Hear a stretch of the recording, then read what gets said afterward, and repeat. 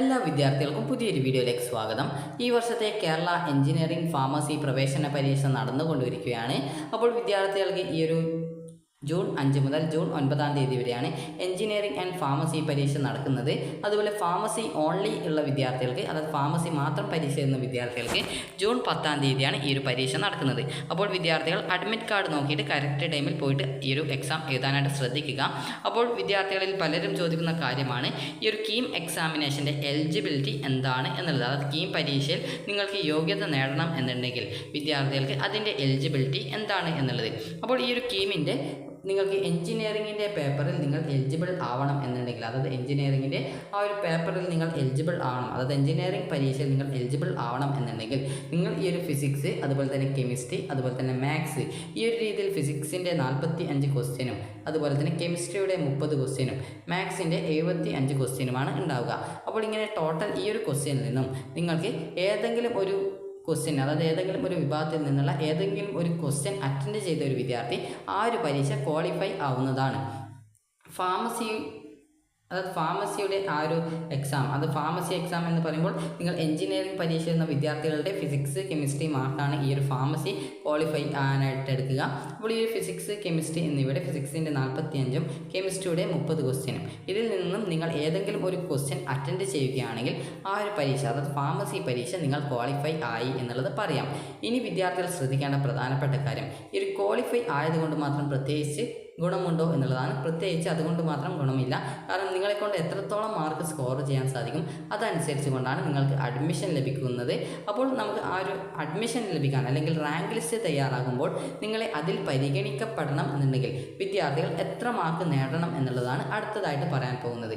അപ്പോൾ വിദ്യാർത്ഥികൾ ഈ ഒരു ഫിസിക്സ്, അതുപോലെ തന്നെ കെമിസ്ട്രി, അതുപോലെ തന്നെ മാത്സ്, ഈ ഒരു 3 വിഷയങ്ങളാണ് വിദ്യാർത്ഥികൾ സാധാരണ എഞ്ചിനീയറിംഗ് പരീക്ഷയിൽ എഴുതുന്നത്. അതായത് ഈ ഒരു ക്വസ്റ്റ്യനിൽ നിന്നാണ്, അത് ഫിസിക്സ് കെമിസ്ട്രി അതുപോലെ തന്നെ മാത്സ് എന്നിങ്ങനെ 3 വിഭാഗത്തിൽ നിന്നാണ്, അത് 3 സബ്ജക്റ്റിൽ നിന്നാണ് ക്വസ്റ്റ്യൻസ് വരുന്നത്.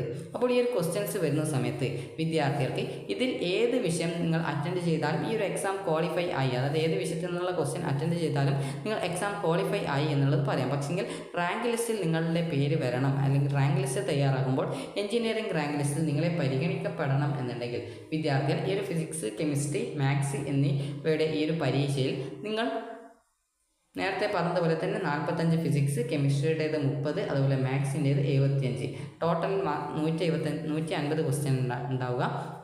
150 ക്വസ്റ്റ്യന് 4 മാർക്ക് വെച്ച് കൂട്ടുമ്പോൾ 600 മാർക്കാണ് വരിക. 600നെ 300ലേക്ക് കൺവേർട്ട് ചെയ്യും പ്രത്യേക ഇക്വേഷൻ വെച്ചിട്ട്. ഈ ഒരു 300ൽ നിങ്ങൾ മിനിമം നോർമലൈസ് ചെയ്ത മാർക്ക് 10 മാർക്കാണ്. അതായത് ഫിസിക്സ് കെമിസ്ട്രി മാത്സ് എന്നിവയ്ക്ക് ടോട്ടൽ 600നെ 300ലേക്ക് കൺവേർട്ട് ചെയ്ത് അതിൽ നിങ്ങൾക്ക് 10 മാർക്കെങ്കിലും മിനിമം ഉണ്ടെങ്കിലാണ് റാങ്ക് ലിസ്റ്റ് തയ്യാറാക്കുന്നതിലേക്കായിട്ട് നിങ്ങളെ കൺസിഡർ ചെയ്യുക. അപ്പോൾ നിങ്ങൾക്ക് ഈ ഒരു 10 മാർക്ക് നോർമലൈസ് കിട്ടിക്കഴിഞ്ഞാൽ നിങ്ങൾ ഈ ഒരു പരീക്ഷയിൽ ക്വാളിഫൈ ആയി, അത് റാങ്ക് ലിസ്റ്റ് പരിഗണിക്കുന്നതിലേക്കായിട്ട് നിങ്ങളെ പരിഗണിക്കും. എന്നാൽ വിദ്യാർത്ഥികൾ മനസ്സിലാക്കേണ്ട ഒരു പ്രധാനപ്പെട്ട കാര്യം, ഇത് ജസ്റ്റ് ഒരു ക്വാളിഫൈ ചെയ്യാനുള്ള, അതായത് റാങ്ക് ലിസ്റ്റിലേക്ക് പരിഗണിക്കപ്പെടാനുള്ള യോഗ്യതയ്ക്കുള്ള മാർക്കാണ്, നോർമലൈസ്ഡ് മാർക്കാണ്. അപ്പോൾ 10 എന്ന് പറയുമ്പോൾ അതിൻ്റെ ഡബിളായിട്ട്, അതായത് ഏകദേശം 20ഓ 30ഓ ഒക്കെ മാർക്ക് നിങ്ങൾ ഈ ഒരു സാധാ ആ ഒരു എക്സാമിൽ വാങ്ങിക്കണം. അത് നോർമലൈസ് അല്ലാത്ത എക്സാമിൽ വാങ്ങിക്കേണ്ടതായിട്ടുണ്ട്. അപ്പോൾ നിങ്ങൾ മനസ്സിലാക്കേണ്ടത്, ഈ ഒരു നോർമലൈസ്ഡ് മാർക്ക് 300ൽ പല വിദ്യാർത്ഥികൾ 300 വാങ്ങിക്കുന്നുണ്ട്, അതുപോലെ തന്നെ 250 കൂടുതൽ വാങ്ങിക്കുന്നുണ്ട്. അപ്പോൾ അതുകൊണ്ട് തന്നെ നിങ്ങളെക്കൊണ്ട് പറ്റുന്ന രീതിയിൽ, അതായത് ചില വിദ്യാർത്ഥികൾ ചോദിക്കുന്ന കാര്യമാണ്, മാത്സിന് മാത്രം നന്നായിട്ട് പഠിച്ചാൽ നിങ്ങൾ ആ ഒരു ക്വാളിഫൈ ആകുമെന്നുള്ളത്. നിങ്ങൾ ക്വാളിഫൈ ആകും, പക്ഷേങ്കിൽ മാർക്ക് കുറവായത് കൊണ്ട് തന്നെ റാങ്ക് ലിസ്റ്റിൽ വന്നാലും അഡ്മിഷൻ കിട്ടാനുള്ള സാധ്യത കുറയും. അതുകൊണ്ട് തന്നെ വിദ്യാർത്ഥികൾ ശ്രദ്ധിക്കേണ്ട പ്രധാനപ്പെട്ട കാര്യം, നന്നായിട്ട് പഠിച്ച് നല്ല മാർക്ക് വാങ്ങിക്കാനായിട്ട് ശ്രദ്ധിക്കുക എന്നുള്ളതാണ്. ഇനി നിങ്ങൾ ഫാർമസി പരീക്ഷയിലേക്ക് നിങ്ങൾക്ക് ക്വാളിഫൈ ആകുന്നതിനായിട്ട് നിങ്ങളുടെ കീം പരീക്ഷയിൽ, എഞ്ചിനീയറിംഗ് ആണെങ്കിൽ നിങ്ങൾ ഫിസിക്സ് കെമിസ്ട്രി എഴുതിയിട്ടുണ്ടാകും. ഫാർമസി ഓൺലി ആയിട്ടുള്ള വിദ്യാർത്ഥികൾ ആണെങ്കിൽ അവർക്ക് ഈ ഒരു ഫിസിക്സിൻ്റേത് കെമിസ്ട്രിയുടെ മാത്രം പരീക്ഷയായിട്ടാണ് ഉണ്ടാവുക. ഫിസിക്സിൻ്റെ 45 ക്വസ്റ്റ്യൻ, കെമിസ്ട്രിയുടേത് 30 ക്വസ്റ്റ്യൻ, ടോട്ടൽ 75 ക്വസ്റ്റ്യനാണ് ഉണ്ടാവുക. 75 ക്വസ്റ്റ്യന് 4 മാർക്ക് വെച്ചിട്ട് ടോട്ടൽ 300 മാർക്കാണ് വരിക.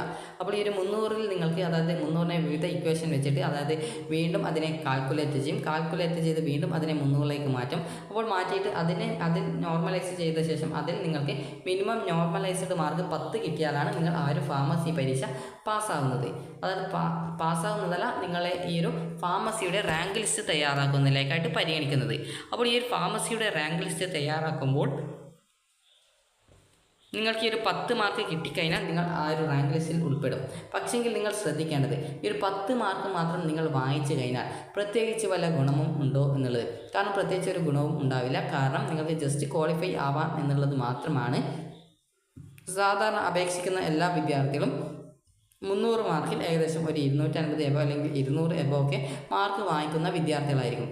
അപ്പോൾ അതിനിടയ്ക്ക് നിങ്ങൾ ജസ്റ്റ് ഒരു 10 മാർക്ക്, അതായത് മിനിമം വേണ്ട മാർക്ക് മാത്രം വാങ്ങിക്കുകയാണ് എങ്കിൽ നിങ്ങൾക്ക് അലോട്ട്മെൻറ്റ് കിട്ടാനുള്ള സാധ്യത കുറയും. അപ്പോൾ അതുകൊണ്ട് തന്നെ നിങ്ങൾ ശ്രദ്ധിക്കേണ്ടത് ഒരു വിഷയത്തിന് മാത്രം നിങ്ങൾക്ക് കൂടുതൽ മാർക്ക് ലഭിച്ചത് കൊണ്ട് നിങ്ങൾക്ക് ഈ ഒരു, അതായത് നിങ്ങൾക്ക് നോർമലൈസ് ചെയ്ത മാർക്കിൽ നോക്കുമ്പോൾ ആ ഒരു മാർക്ക് കുറവായിരിക്കും.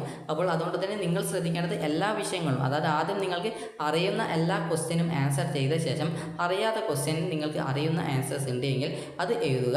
അപ്പോൾ നിങ്ങളെ കൊണ്ട് പറ്റുന്ന രീതിയിൽ നന്നായിട്ട് എക്സാം എഴുതുക, അതായത് അറിയുന്ന ആൻസേഴ്സ് എഴുതുക. കാരണം തെറ്റുത്തരത്തിന് -1 മാർക്കുണ്ട്. അതുപോലെ തന്നെ ഒരു തവണ ചൂസ് ചെയ്ത ആൻസർ വീണ്ടും ചേഞ്ച് ചെയ്ത് കൊടുക്കാനുള്ള അവസരവുമുണ്ട്. അപ്പോൾ അതുകൊണ്ട് തന്നെ വിദ്യാർത്ഥികൾ നന്നായിട്ട് എക്സാം എഴുതാനായിട്ട് ശ്രദ്ധിക്കുക. അപ്പോൾ നിങ്ങൾക്ക് എക്സാം ക്വാളിഫൈ ചെയ്യാനായിട്ട് ജസ്റ്റ് നിങ്ങൾ ഏതെങ്കിലും ക്വസ്റ്റ്യൻസ് അറ്റൻഡ് ചെയ്താൽ മതി. ഫാർമസിയുടെ റാങ്ക് ലിസ്റ്റിൻ്റെ എക്സാം നിങ്ങൾക്ക് അത് എലിജിബിൾ ആവാനായിട്ട് നിങ്ങൾ ഈ ഒരു ഫിസിക്സ്, കെമിസ്ട്രി എന്നിവയുടെ നിന്നും ഏതെങ്കിലും ഒരു ക്വസ്റ്റ്യൻ അറ്റൻഡ് ചെയ്താൽ മതി.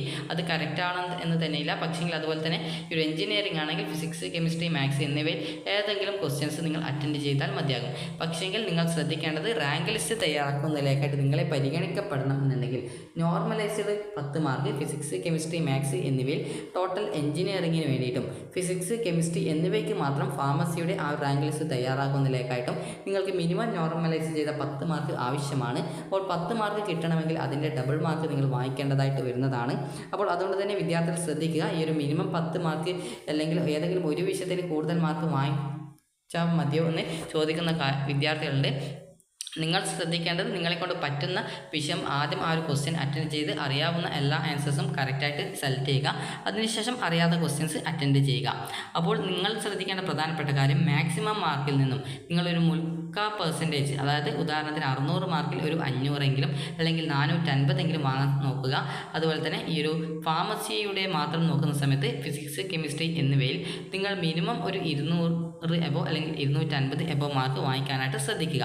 അപ്പോൾ നിങ്ങൾക്ക് എത്രയാണ് നോർമലൈസ്ഡ് മാർക്ക് എന്നും അതുപോലെ എന്താണ് എലിജിബിലിറ്റി എന്നുള്ളതും മനസ്സിലായിട്ടുണ്ടാകുമെന്ന് കരുതുന്നു. അതുപോലെ വിദ്യാർത്ഥികൾ ചോദിക്കുന്ന കാര്യമാണ് മെഡിക്കൽ അലൈഡ് കോഴ്സസിലേക്കുള്ള അലോട്ട്മെൻറ്റിനായിട്ടുള്ള ഇനിയുള്ള നടപടികൾ എന്താണ് എന്നുള്ളത്. Medical and medical allied courses കൊണ്ട് ഉദ്ദേശിക്കുന്നത് MBBS, PDS, Ayurveda, homeo, Siddha, Unani, agriculture, forestry, veterinary, അതുപോലെ fisheries, corporation and banking, climate change and environment science, B Tech, biotechnology എന്നിവയാണ്. അപ്പോൾ വിദ്യാർത്ഥികളുടെ നീറ്റിൻ്റെ റിസൾട്ട് വന്നിട്ടുണ്ടായിരുന്നു. അപ്പോൾ നീറ്റിൻ്റെ സ്കോർ ഇനി വിദ്യാർത്ഥികൾ അപ്ലോഡ് ചെയ്യാനായിട്ട് നിങ്ങൾക്ക് കീമിൻ്റെ വെബ്സൈറ്റിൽ സൗകര്യം ഈ ഒരു എക്സാം കഴിഞ്ഞ ശേഷം ഉണ്ടാവും. അപ്പോൾ ആ ഒരു സമയത്ത് വിദ്യാർത്ഥികൾക്ക് അപേക്ഷയിൽ നിങ്ങൾക്ക് ഈ ഒരു medical and allied option select ചെയ്തിട്ടുള്ള വിദ്യാർത്ഥികൾ നീറ്റിൻ്റെ മാർക്ക് അപ്ലോഡ് ചെയ്ത് കൊടുക്കേണ്ടതാണ്. അപ്പോൾ അങ്ങനെയെങ്കിൽ മെഡിക്കൽ ആൻഡ് മെഡിക്കൽ അലൈഡ് കോഴ്സസിലേക്കുള്ള പ്രവേശനത്തിനായിട്ട് നിങ്ങളെ കൺസിഡർ ചെയ്യുന്നതായിരിക്കും. അതുപോലെ തന്നെ ആർക്കിടെക്ചർ കോഴ്സിലേക്കുള്ള പ്രവേശനത്തിന് വിദ്യാർത്ഥികളുടെ നാറ്റയുടെ സ്കോറാണ്. നാറ്റ സ്കോർ വന്നിട്ടുണ്ടോ എന്ന് അറിയില്ല, ജസ്റ്റ് ഒന്ന് നിങ്ങൾ ചെക്ക് ചെയ്ത് നോക്കുക. അപ്പോൾ വന്നിട്ടുണ്ടെങ്കിൽ ആ ഒരു സമയത്ത് നിങ്ങൾക്ക് ആർക്കിടെക്ചറിൻ്റെ മാർക്ക് കൂടി നാറ്റയുടെ മാർക്ക് കൂടി അപ്ലോഡ് ചെയ്ത് നൽകാൻ സാധിക്കും. അപ്പോൾ ആ ഒരു സമയത്ത് നാറ്റയുടെ സ്കോറും നിങ്ങളുടെ +2ൻ്റെ സ്കോറും പരിഗണിച്ച് ആർക്കിടെക്ചർ കോഴ്സിലേക്കുള്ള റാങ്ക് ലിസ്റ്റ് വരികയും നിങ്ങൾക്ക് അങ്ങനെ അലോട്ട്മെൻറ്റിനായിട്ട് ഓപ്ഷൻ നൽകാനും സാധിക്കും. അപ്പോൾ വിദ്യാർത്ഥികൾ ശ്രദ്ധിക്കേണ്ട പ്രധാനപ്പെട്ട കാര്യം, നിങ്ങൾ കീമിൻ്റെ, അതായത് എഞ്ചിനീയറിംഗ് ആയാലും അല്ലെങ്കിൽ ഫാർമസി ഓൺലി ആയാലും അല്ലെങ്കിൽ എഞ്ചിനീയറിംഗും ഫാർമസിയും രണ്ടും ആയാലും നിങ്ങൾ കൂടുതൽ മാർക്ക്, അത് നിങ്ങളെക്കൊണ്ട് പറ്റുന്ന രീതിയിൽ മാക്സിമം നെഗറ്റീവ് വരുത്താതെ മാർക്ക് വാങ്ങിക്കാനായിട്ട് ശ്രദ്ധിക്കുക. അപ്പോൾ നിങ്ങൾക്ക് ഈ ഒരു വീഡിയോ ഉപകാരപ്രദമായിട്ടുണ്ടെങ്കിൽ ലൈക്ക് ചെയ്യുക, ഷെയർ ചെയ്യുക.